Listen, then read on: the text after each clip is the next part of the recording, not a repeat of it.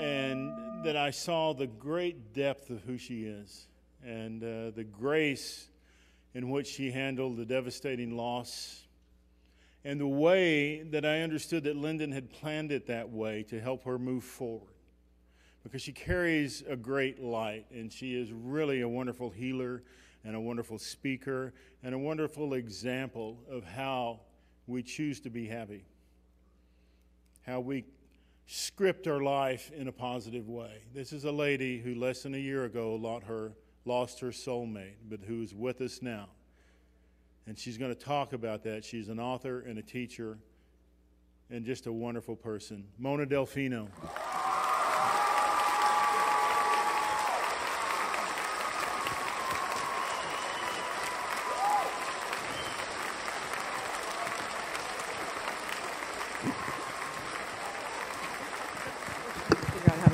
I think it's on there. Because I'm a walker. I'm a spirit walker. I keep going. Tib, thank you so much. That is beautiful. And everything that Tib said earlier, 100% right on. I have been working in this field for 35 years as a healer.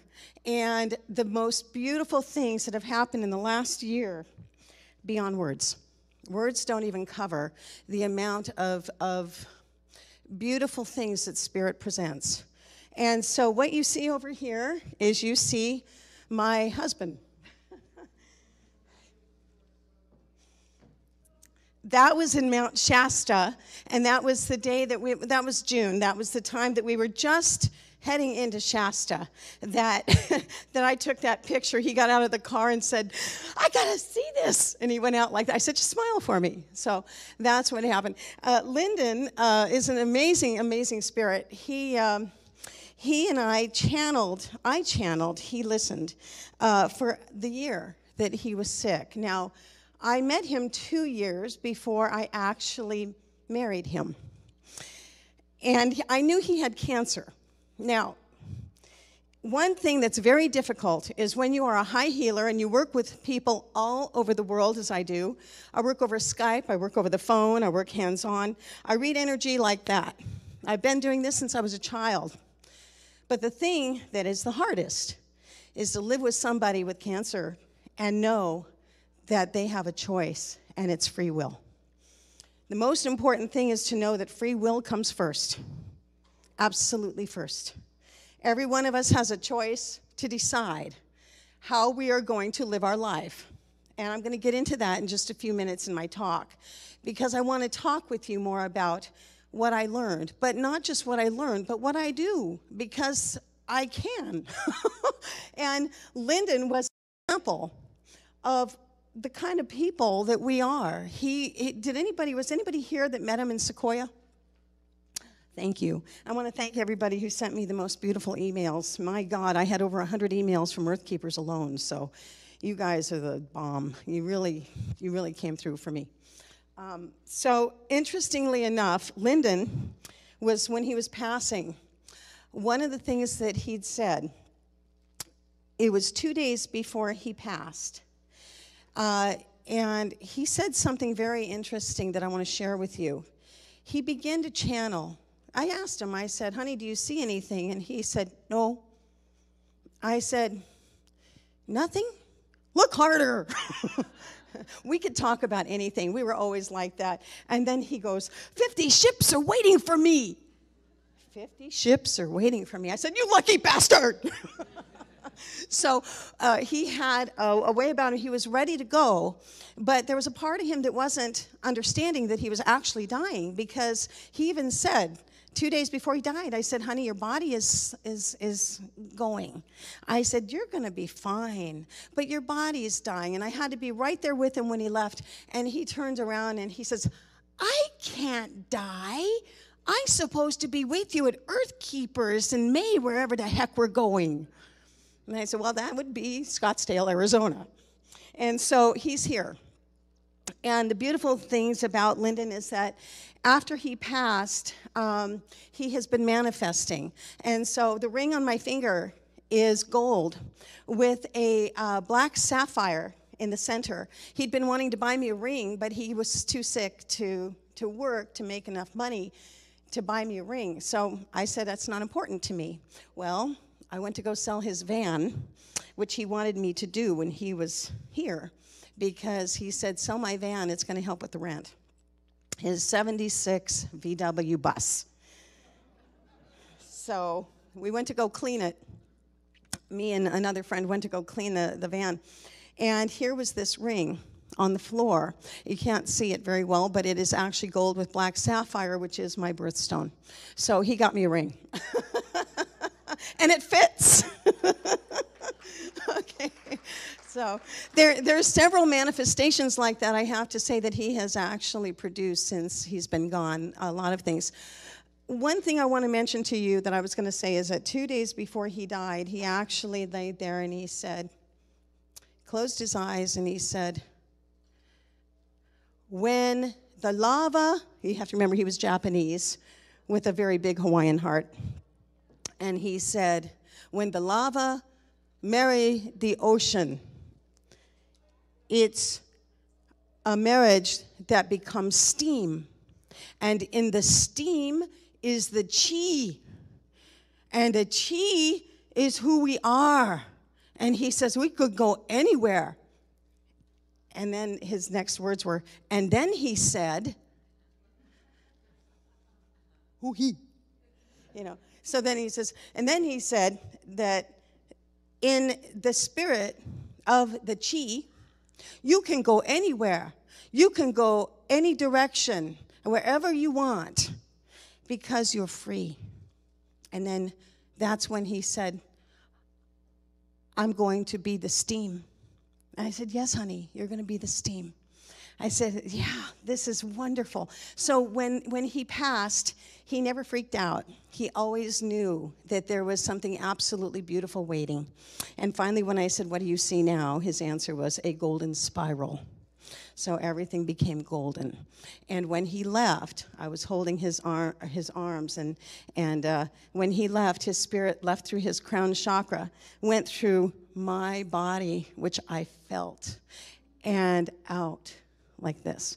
And then we were in a room, and the room got windy, and there was obviously no wind. So he made his exit as beautifully as he could. So anyway, the thing that he taught me, this was January 27th of this year, by the way, in Kona, Hawaii. And but one of the biggest things that Lyndon did when he left is he took me with him. He took a part of me with him, which is why we were together, because our astrology charts were very, very, very similar. We were only 3 weeks apart. We were both 55 years old. And both of us had the chart of where a node was on top of our Neptune. That means death. And then what had happened was he took the death and I took the ascension. So it's why the partnership of the alchemy between Lyndon and I came together. And so I'm here to tell you what I know and what I am so glad that I am able to share with you today. The most important thing that we can think of today is connection. The word connection means everything, because the way that Spirit has designed it is not from our mental thinking, obviously. It's not from the way that we used to feel. It's not from the past. It's not from anything that we've learned. What we have right now is something that has never been done in human history before. The beautiful, wonderful author, Greg Braden, has put this book out called The Turning Point. I know he didn't pay me to do this, but I have to tell you anyway. The Turning Point is an incredible book because it's talking about creating resilience in the time of extremes. The time of extremes is now. And being a scientist and a healer, Greg has been able to comprehend what's going on, plus he does a lot of what James does, and he goes out, Tib, and he goes out and he checks the different parts of the world, and he gets these feelings of what's happening, and he talks to shamans, so then he produces it in a book like this. The Turning Point is excellent because it is everything. It's everything that's going on today, and it's talking about how we as a human race can actually be the co-creators and change the system, change the way everything is. Now, a lot of us know this. We're earth keepers. A lot of us understand that the most important thing to change is to allow it. Number one. What is happening is getting beyond the old means that we have to change our perspectives. We've heard this several times, but how do we do that? Many people don't know how to do that. They're not aware of how you change a perspective. You've been raised this way. You've had survival issues forever. How, in God's name, do you change a perspective? You have to change your emotional way of looking at the dictionary meanings. So the dictionary is going to tell you how to feel, how to see something by the way that they talk about it. Some of these words today have to be changed. The way we see some of these words have to be reinstated as a new beginning, because the old ways of looking at some of our English words are no longer the way that they used to feel to us. Words like humility, words like responsibility. How about the term, in this time of change, everything is it's bad. The word bad comes into play. How about the word big instead of bad? That's what I'm talking about. It's changing. No, it's not bad, it's big. So we have a huge thing going on today. This is not bad at all. It's huge, but it's not about harming or going below what we know to be truth. Truth is going to set us free, right? How do we do that? How do we become truthful? It's understanding what your heart is trying to tell you. And the way you do that is through the perceptions of your thinking. Obviously, what we're doing is we're changing our thinking because we're all talking about it. But how do you change the perspective? Okay, so let's take the word humility. I'm going to give you an example. This is very important. The word humility has been looked at in the past as subservient in a sense, because it came from a time where you would have to kind of let everybody else be out here while you're over here. And so when you thought that you were going to be humble, it meant you had to be here, kind of like that, And that is completely incorrect, completely incorrect. The word humility, in the energy that I run and the energy that I see inside of every single one of you, means acceptance of the bigness. How about that for a change? Humility is about acceptance of the bigness. And what that includes is the cosmos. It includes anything and everything that you ever thought could be that wasn't yet. Anything that you feel, you are the placebo. You can do anything. So as far as this goes, we have to break through the cycles by recognizing that we no longer live in an old cycle. And that alone is going to change your entire way of living. Now, when it comes to humility, it's important to know that it's also about the aha. The aha in humility means, wow, like a little child. This is what Jesus meant when he said you have to become like a little child to enter the kingdom of heaven. The reason he said that is because these were the times he was talking about. Okay, 2,000 years later, we're talking about a new ascension. What is the ascension about in the physical body, personally? The ascension is about learning how to adapt to the changes of your new way of thinking. That's what it is. Lyndon taught me that when he left his body. There's nothing we can't do. There's nothing we cannot do. And together, where two or more are gathered, we got it made. I channel a beautiful Pleiadian being. Her name is Izora. And I've been channeling her for 3 years now. And Izora is funny. She's comical. She is out there. And one of the things that she told us was that the timelines are collapsing. And the importance of understanding that means that all of the past experiences that you had, they're collapsing too. Everything that you had are collapsing. Why? Because you already own the knowledge.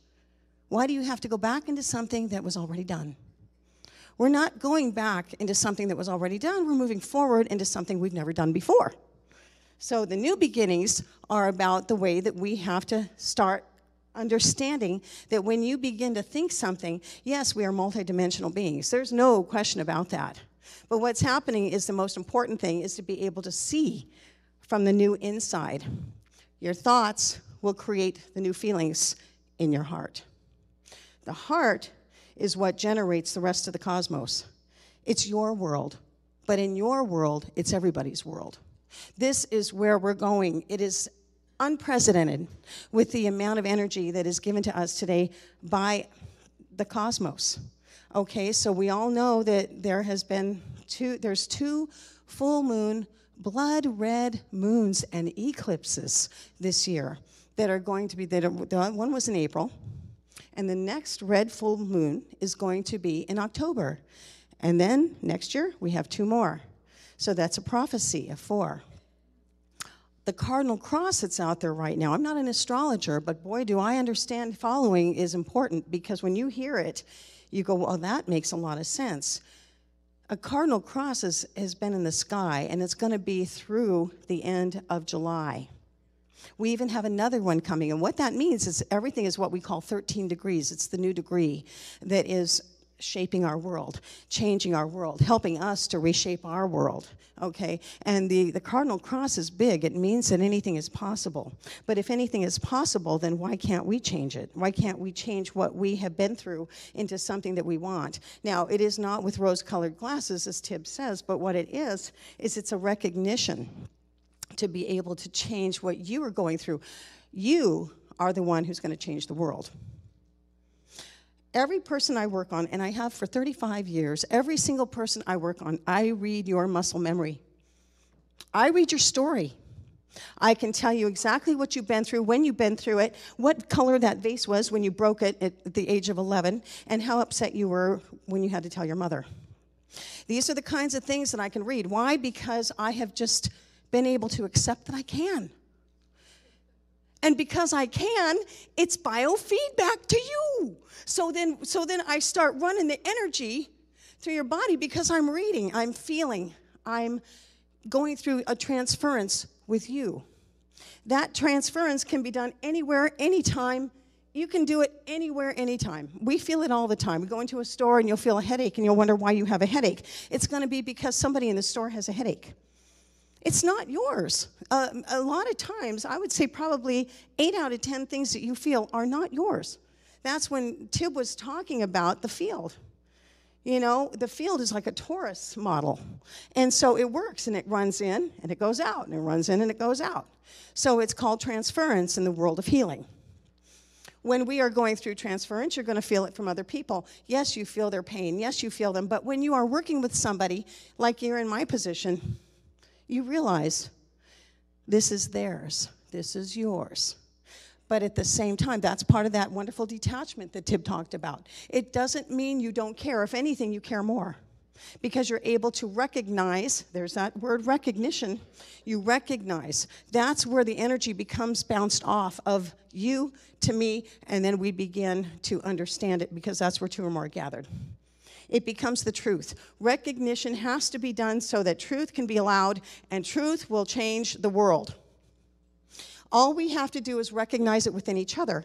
This isn't about trying to save it out there, okay? This is about doing it right here. The heart has to generate properly, and it includes the energy of the divine, obviously. So what do? We start thinking in that term. Get rid of the past. Remember the movie, The Lion King. And remember when it first came out, and Simba was walking with Rafiki, and Rafiki turned around and he hit Simba over the head, and Simba went, "Ow, why'd you do that?" And Rafiki said, "No matter, it's in the past." It doesn't matter. Okay, and the truth is because you already own the energy that you needed to get at the time that you went through it before. So because you already own it, it's going to come back to you sooner or later, and you're going to have to go through it again until you realize that you're beyond it. That's a new way to look at it, because when we're 6 years old, what happens, Bruce Lipton talks about this, yes, because he's a scientist and he's got all the data, but I work with it. And when we're 6 years old and 7 years old, those are the 2 big ages, between 6 and 7, where you realize you're back on this planet. You're realizing now that you are in a human body. And how are you going to get along with your mom and dad? How are you going to know that they're going to love you, or that you can really love them? How do you know these things? When you're going through it, most of us were going through so much insecurity by the time we were 6 because we didn't get it. Why did we come back to this family? We didn't say anything necessarily, but boy, did we feel it, you know? And so we have siblings, and they're hurting us, and they're trying, like my sisters tried to feed me poison berries. Okay. Oh, they did horrible things to me, and I'm still here. But anyway, so it's like when you stop and you think about those days, you think, how did we get through that? We were just little. We were little people. And we did fine. We did fine. Really, we did. And we're learning more today about how we got through it. So pat yourself on the back. You're still here, So when we were 6, we developed what we called survival skills. Survival skills were what we used when we thought that we had to watch ourselves, when we thought we had to observe what our sisters and brothers were doing so we wouldn't get in trouble. Okay, survival skills. How much can I say to my mom before she yells at me and hits me? How much can I say to my dad before he walks out that door again? These are the ways that we have to learn to survive. So back in those days, that was important. Survival was very important because we were trying to get through life. But what we don't realize is that when we continue to grow older and older and older, we carry those survival patterns with us. So why do we do that? It's all we've learned. It's all we allowed. Okay? So here we are in a world going, how do I get through that one? And what you must remember is no matter what experience, what circumstance, or what situation you're in, you're going to learn to change it. Today's the time. Now's the time. We are in the thicket of the changes. It's happening. So what we want to do is we want to start opening the antenna. Turn on the antenna. Start feeling. Our pituitary gland is actually a crystal. It's scientifically proven that we have crystal filaments in our pituitary gland. And what does Tib always say about crystals and gemstones? He talks about them as magnifiers. Okay, not only are they healers, but we're the transmitters and the receivers of all the energy going on. So guess what? We made it up. Everything that we're doing, we made it up. All we're doing is enjoying. I had 10 years. I had Karen Land, who's a Cherokee mentor. That woman put me in my place. I cannot even tell you how many times. But she had me in that hot seat a million times. The reason being is because she was teaching me. I was raised Catholic. And she was teaching me how to get out of it. And if I started to come back at her, she'd turn around and come back even more. And so many times, many times, Karen told me, there's the easy way and the hard way. Which you're going to learn it? You can do it the easy way or the hard way.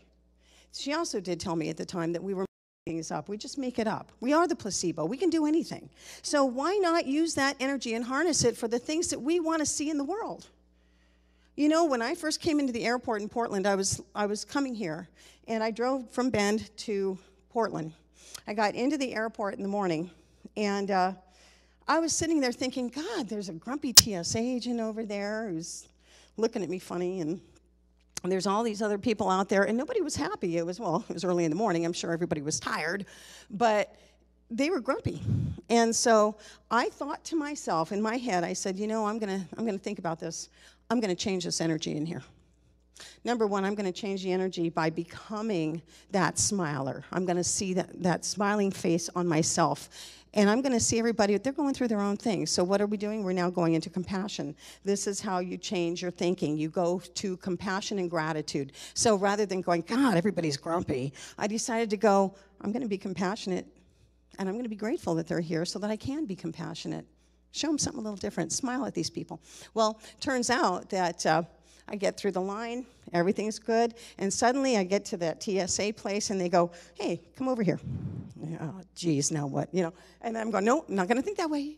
A few seconds later, you're going to go to that line right over there, and congratulations, you don't have to take off your shoes, your coat, or nothing else. Really? Oh, I won the lottery. Okay, so I go down that aisle, and there's another woman standing in front of me, and she takes off her jacket. I said, you don't have to do that. They said you don't have to do that. And she goes, well, I'm just going to comply anyway. And then she looked at me, and she says, I told myself earlier that I was just going to smile at everybody today, and I'm just going to. She did the same thing I did. And in a second, here's this stranger telling me she did exactly what I was doing, and then she turned around, and we had the biggest laugh. I said, so did I. And then she says, well, no wonder we're in this line. So it was a fabulous meeting for just that second. And here's what I'm going to tell you. When you understand that you are aligning to the truth of yourself, and you can do it, like I said, through your changing of your thoughts. You have to change your thinking. Don't go into the IRS agent and think, oh, God, they're going to hurt me. Oh, God, I'm going to get this. Or, oh, no, I'm going to have to pay more money. Don't do that. If you want to raise the vibration, sometimes you can just pretend they're not even there. It works. It really works. And remember, we made it up. So everything that we're doing, we chose it. How you think about it is another choice. So you must remember to pull back sometimes and remember that because we're making this up, we can recreate what it is that we're going to be co-creating together. So start thinking about what you want to see. And I'm not kidding you. I know a lot of these people out there have been talking about this for a long time, but there's no better time than now to be able to understand that this is the truth. And let's see, did you have the picture up here, you guys? There was the picture up here I thought maybe we would look at for just a second. It's okay if you don't. Okay. I don't want to run over time, but I just want you to know that the times we're in right now are crucial. They're very important. And the work that I'm doing right now, if there's two things that are happening right now.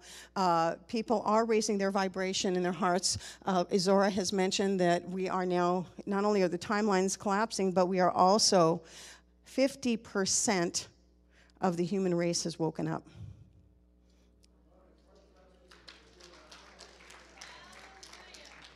Try to do what? Hit any button at all?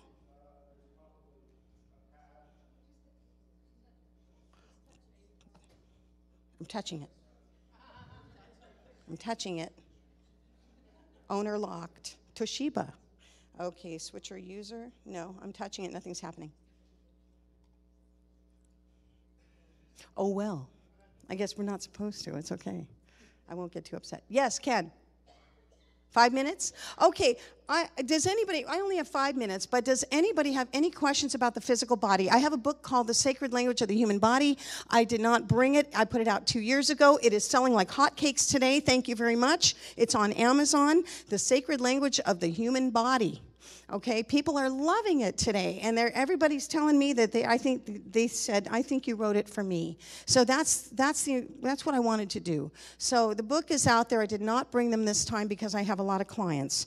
However, you can get it on Amazon. The other thing is I got a new one coming out in a couple of months, and it's called The Splendor of Surrender. It has 9 chapters in it, and I think you're going to like it. So as soon as it comes out, it'll be on my website, www.sacredreconnections.com. I have all my cards on the back table over there. If you'd like to take one before you leave, check it out. I've got lots of events planned. It's going to be fun next year. So I have a question. Is there anybody that would like to ask about any reason that you have an ailment in the human body, or you know of somebody that has an ailment? Everything's energy, so I can answer any question you want about the body. Okay, let's go with you in the blue shirt.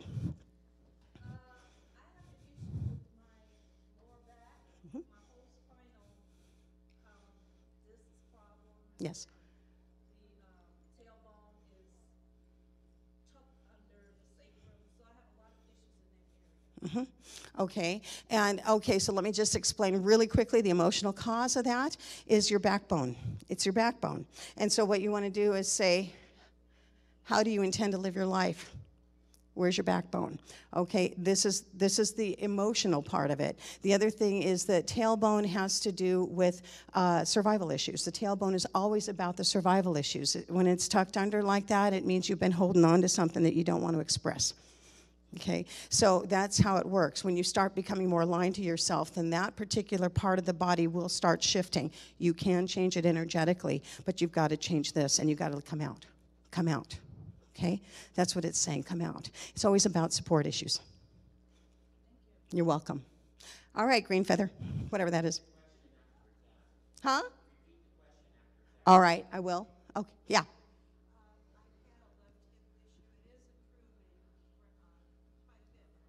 Left hip issue. Okay. Wow. So did Pete Seeger. Same time. Okay, the question is left hip issue. All right, so she has a left hip issue. So what is happening with left hip? Left is receiving, right is giver. Left is the receiving portion of your body. The right is your giving portion. If you are in the hip joint, it's about what you're carrying in terms of support. Who's supporting you? Who doesn't support you? Are you feeling defensive because you're the only one that gets things done? If you're the only one that gets things done, that left hip's going to go up like this, and the right hip's going to go down, because it means that you're going to still try to make yourself keep going, even when you need to rest. So the left hip will go up and out because of it. Okay, honey? Time to rest. All right. Yes? Mm-hmm. Tumor on my thyroid gland, and I think I'm a pretty positive person, but obviously I created this tumor, and I want to know how, and I'm trying to get rid of it. Okay, so first thing is what we're going to do is go back to recognition. Okay, so tumors are basically about false growth. So it means that something's come up that doesn't need to be there. Thyroid is constantly, every day, every time, it's about control issues. Thyroid is about control issues. If you feel like you need to overextend something to control something so you don't get hurt, it can be any kind of control issue. And that's what it does. And then the tumor is there to tell you that there's something there that you need to look at in terms of control issue. It doesn't have to be cancer. Cancer is self-directed anger. Yeah, so, yeah, right. And that's how we do it. Start looking at the issue. Start looking at why that could be like that, honey. And what happens is, and then take your herbs or do castor oil packs like Edgar Casey recommends, and that would start bringing down the inflammation. Works every time. Yeah. Arthritis about knees. Okay, arthritis is about inflexibility. And where it's at, inflexibility in the knees means that you don't know which direction you're going. Okay. Okay, go ahead. Yeah, green sweater. What? Well, say again? Say again. Oh, lymph system. Okay, listen to this. It's real quick. Lymph system has to do with your immune system. Okay? So the immune system is the most sensitive system in the body besides your nervous system, which is being downloaded from the cosmos. All right, so your lymphatic system is listening to your nervous system, honey. It's listening to your nervous system. It's reacting as it's reaction to action. So what you have to do is start recognizing what it is that you're allowing in nervous states. Okay, if you ever feel too nervous about it, take some rescue remedy. Start taking rescue remedy every single day. It's one of the best things you can do when it comes to feeling a little bit too high. Bring it down. Most everybody that's going through anything like this has to do with, it's like the way that we've always done things. We've always been trying to hold up the boat, if you will.